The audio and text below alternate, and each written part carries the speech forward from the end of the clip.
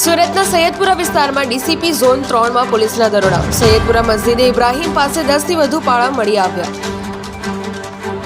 કામિલ નામના વ્યક્તિએ કોર્ડન કરી 10થી વધુ પાળા બાંધી રાખ્યા હતા. આ પાળા રાત્રિ દરમિયાન કતલખાને મોકલવામાં આવતો હોવાનો પોલીસને માહિતી મળી હતી. પોલીસે બાતમીના આધારે અલગ અલગ ટીમો બનાવી સૈયદપુરામાં તપાસ હાથ ધરી હતી.